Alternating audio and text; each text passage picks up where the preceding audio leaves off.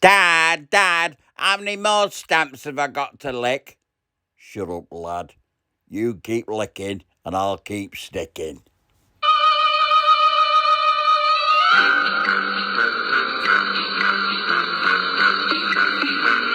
Looking now, it's another episode of A Message from the Sergeant's Desk. Pew pew!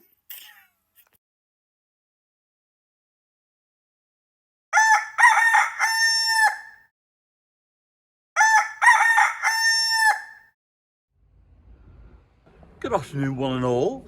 I thought I'd take the opportunity of coming out and doing my video cast to the world outside. I'm not sure how good the picture is, but never mind. So I've got a few things for you today. It's not a madcap, but I have got episode 2 of the a mysterious car in Stretford. That's what I'm going to call that story. A mysterious car in Stretford. Okay, so but that'll come a little bit later on. First, yeah, I've got a little clip here. This poor lady is trying to give a presentation about playing tennis during the pandemic, and as soon as she gets onto tennis balls, she does get herself into a bit of a pickle. See what you think. Every player, unless they're from the same household, has to bring their own tennis balls so that you don't touch other people's tennis balls with your hands. You can kick their balls, but you can't touch them. I'm going to blush, sorry. Of course, if you're playing with someone in your household, you can touch those tennis balls. To avoid confusion between whose balls are whose, you can use a marker, like a Sharpie, to mark out, to put an X or put someone's initials on them. I would just say... Oh dear. Park. When you go in the park, I always do like reading the labels on the back of benches. Oh, to Mary Smith, who enjoyed the view from this bench for so many years. You know, 1922 to 19 whatever. I've got one, which is just a bit different. I must write it in my will. I want the same. I want one fixed into my bench here. He liked the view, but bollocks to everybody else. Well, heaven forbid, footy is coming back to us. Oh God! Just when you thought I've earned it because it's summertime with no football, it's going to come back. So here's a little cartoon which just sums it up really. Oh, look, love, it's Manchester City on Match of the Day tonight. My feature for back in the day is green shield stamps. I suppose you've got to be of a certain age to remember them. The basic principle, like all these, you know, in shop gift service, like you swipe your Nectar card. It was just, you know, you saved up your points or your stamps and then you bought items. They introduced into the UK in 1958, come over from the States, which is the usual way things happen, and people used to save them up for years, and you could get anything. Here are a few examples of items and how many books it would take you. 19-inch TV, 88 books.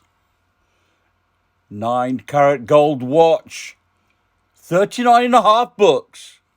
A Kodak Brownie 8mm movie camera, 13.25 books. And a Kenwood Chef for 33.25 books. Yeah, and they went on till 1991. The main reason that they died is that Tesco's pulled out. They were one of the big supporters of Green Shield stamps, and they decided to go elsewhere, do other things. Now, question. When Green Shield stamps died, what did they turn into? Ah, that's got you thinking, isn't it?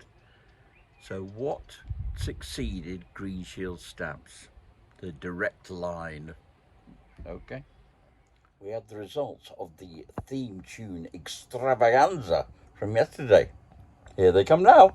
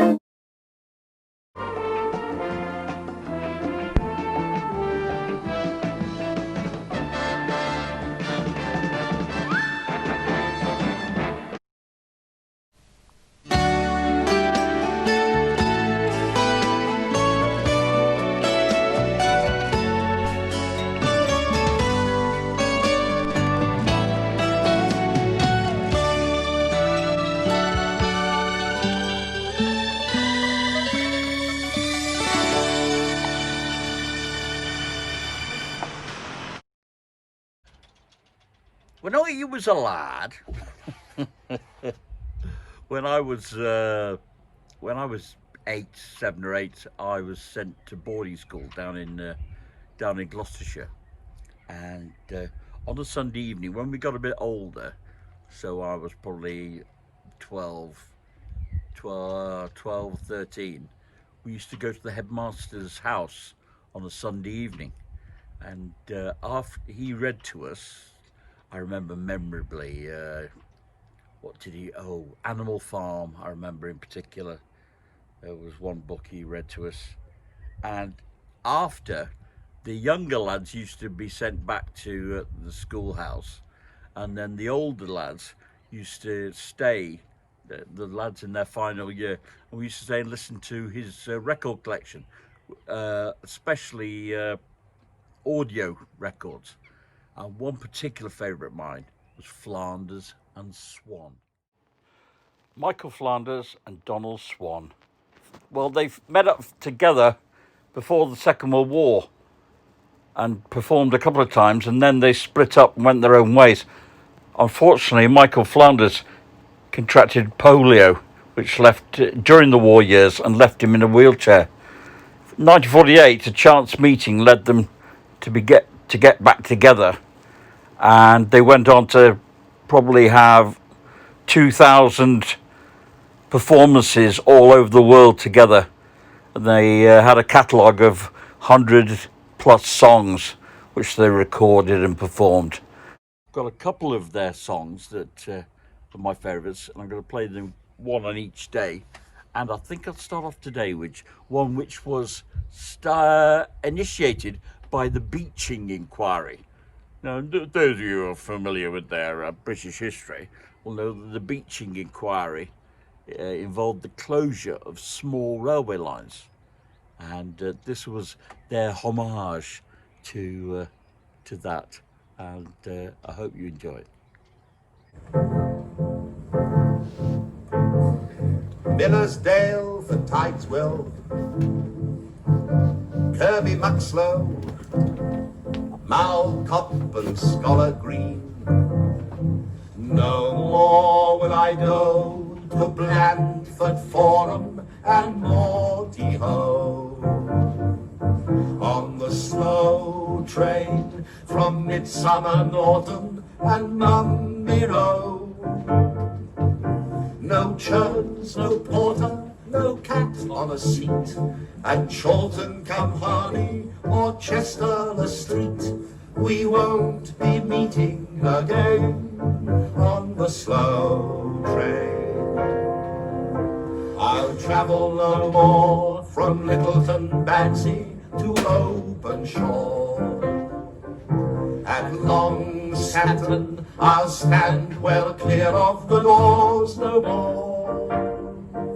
No whitewashed pebbles, no up and no down, from Formby Four Crosses to Dunstable Town. I won't be going again on the slow train.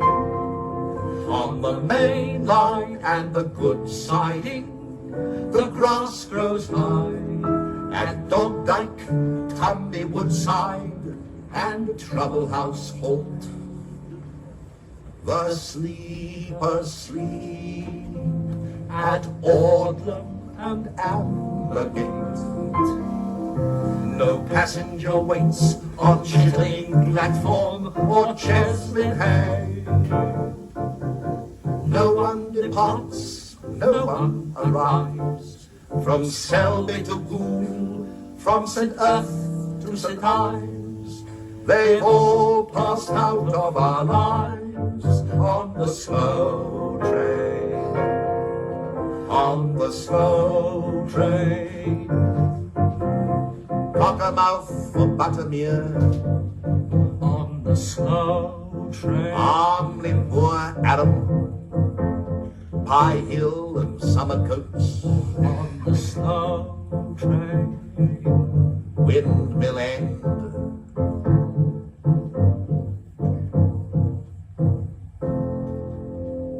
always been one of my favourites. And tomorrow I shall bring you The Gasman Came to Call, or The Gasman Cometh, I think they said, which is, again, one of my favourite tunes. Incident. So if you recall, sometime between 9 and 10, in fact it's the 4th of September, it's a Monday, the 4th of September 1978, and I'm on 2 to 10 in Stretford when I get called to a report of a car being a Ford Cortina. It's actually described a bronze Ford Cortina, no reg number given, being driven erratically in the Bradshaw Lane area. Now, I gave you the wrong address.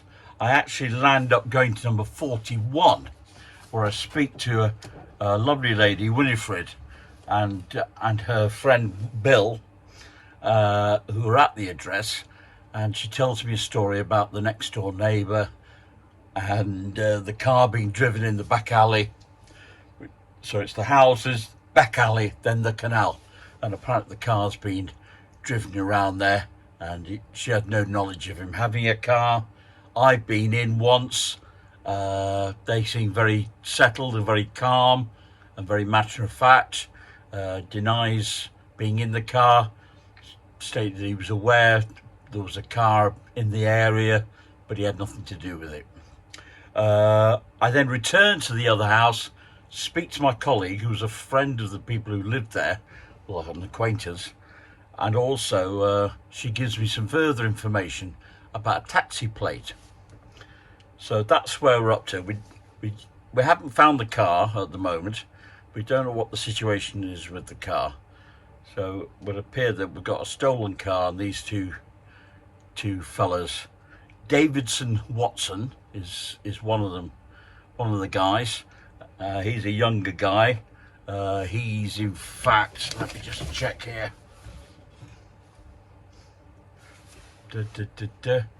So he's born in 58 at the time. So that's born, so he's 20. He's 20. And the other guy is is 54.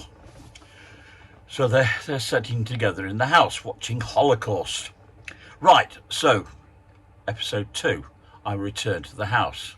Enter, nothing different, but I have this information about a taxi plate. So I speak to his wife. They are in fact married, and I take her in the kitchen and I put it to her straight. Listen, I know about the taxi plate. This is your one opportunity to get out of this. Where's the taxi plate? And she says, it's in the pram in the front room. The baby's upstairs, the pram is by the window in the front room. Eventually get to after 3 or 4 cursory glances around the place, I get to the pram and pull out this taxi plate. Well, you should have seen Davidson's face. It was a picture. So I said, listen guys, there's something not right here, and you're both arrested on suspicion of theft of motor vehicle. Well, Davidson is up in a flash. Not aggressive, but just, he was shitting himself. And he said, got to talk to you. Officer, please, talk to me. Okay, so take him in the kitchen. The other guys just sat there watching the telly, wouldn't say boo to a goose. So I keep half an eye on him, go in the kitchen. He says, you just one thing, you can't arrest me. Take him. He's the one who's responsible. So of course, I think, oh, you're both in this together. What are you talking about? He's the one who's done it. He's the one. Done what? The car, he says. I said, yeah, okay, all right. I said, yeah, whatever. I said, so anyway, I don't know what the hell he's going on about. So I said, well, where is the car? She says, a couple of streets away. We left it there. Rather. Okay, all right. So the van arrives, or policewoman and a PC, and they take these 2 away. And I go around the corner, the car's there, all locked up. We've searched the 2, Davidson and Eric, and no keys on them, so can't work out what it is, or what's going on. There's no sign, roof sign on the cab. The taxi plate's obviously gone off the back, and it's a bronze Ford Cortina. So we get them to the nick, and from then onwards they stick to this story that they've met in a pub at the Dog and Partridge in just round the corner from Old Trafford Football Ground, and then they've spent the rest of the afternoon basically on the piss. Various pub, on a bit of a pub crawl, going from pub to pub in various taxis, and then they've got to the Rembrandt just off Canal Street. And at that stage, they can't get another taxi. This is the story. So Eric goes out, basically, to find a bleeding car to nick. That's the bottom line of it. And half an hour later, he comes back and says, "So I found a taxi just down the road here, and it's got his keys in it." I said, well, where's the driver? I said, I don't know. I said, I've had it away. So they jump in the cab and they drive back to Stretford. In order, but this is Davidson's story. He doesn't want his wife to see that he's spent money on a taxi. Okay, so he drives past the address, and they don't leave it. They don't leave it at the address. They drive round and round, and they take the taxi stuff off. And he takes the taxi plate and gives it to his missus to throw in the canal. And that's the long and the short of it. But the driver, no idea, no sign of him at all. Said, no driver with it. Keys are in the car, and that's it. And that's the way it's there. So as a result, we worked on the premise that the car had been stolen. We had no other evidence that the car, other than that the car had been stolen from somewhere in Manchester. And if somebody had come of the driver, and probably he bloody knocked out or something, or come to grief in a back alley or something in Manchester. So we went down. We took the two bodies and we lodged them at Bootle Street, because if anything happened, it happened on them. But inquiries at the pub, the Rembrandt, negative. By this time, the couple, the lovely couple, the parents of the Indian taxi driver, had come to the police station, and apparently he was a straight-up guy. Never been in a pub for a drink in his life. Didn't drink, and there's no way he would leave his cab unattended, especially with the keys in, for Christ's sake. I mean, they had some spare keys, so we managed to get the car into the station. Sorry about the photograph, wasn't a great photograph. That's the car in the garage at the back of Stretford police station, and there was evidence that it had a bit of damage to it down one side, and there were full of bits of privet hedge in it, so it had stood up well to the car being driven down the back alley. So there we go. There was nothing more to say, really. I took a missing from home report. We searched the house down at in Stretford. There was nothing else there. There was nothing else the girl could say. She said when they came to the house that they'd been out to the pub to the off license in the car, and then come back and left it, and she'd been given this taxi plate, and they'd said nothing else.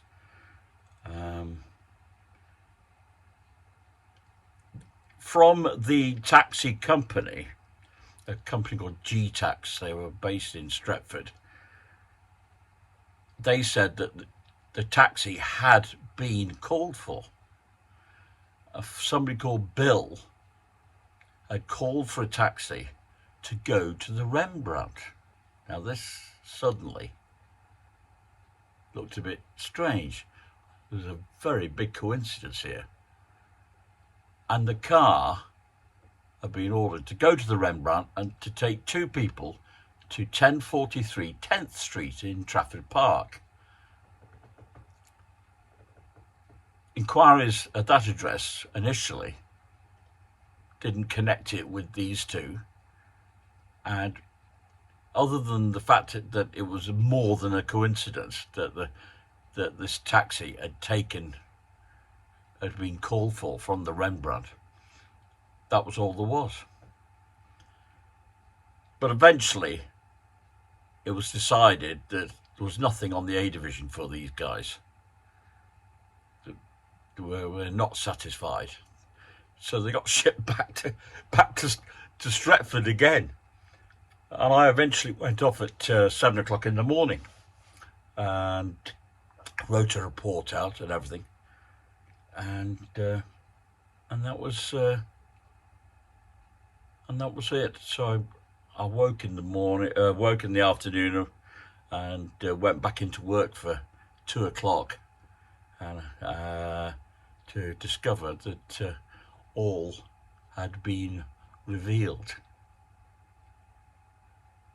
And I'm afraid you're going to have to wait until the next time to find out what was revealed. Well, that's it, folks, for today.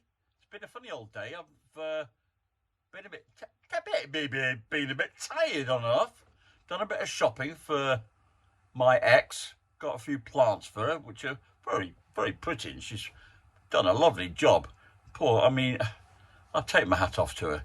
I mean, since the 23rd of March, she's not stepped outside her flat. That takes some doing. And I'll tell you another thing that's happened tonight. Just before I did this, so we're talking about 10:15. I go out onto my veranda outside to collect my tripod, there's a party going on our practice pitch. So I drove down to the end, and there's 17 to 21-year-olds in varying states of inebriation. Yeah, I thought, I think the new regulations for social distancing is that you must be within 2 meters of somebody else. And that's obviously the criteria. And they finally admitted. I mean, I really struggled to keep my temper, to be honest. I thought they'd been bloody stupid. Is this the dear Dominic Cummings factor coming in? I don't think so. I mean, they all said they came from the other side of the valley, from the Dairy Ground Estate. Or is it the Dairy Ground Estate? Near the school. And I just thought it was pretty poor. But good to their word, they took every single bit of rubbish and every single bottle and everything. It would have been interesting to see how much they would have left if I hadn't come down and spoken to them. Anyway, listen, to hell with them. You make sure you look after yourselves. We're going to beat this, and it may take longer or shorter, who knows. But be kind to yourselves, be kind to others, and hey, don't forget what the pig says.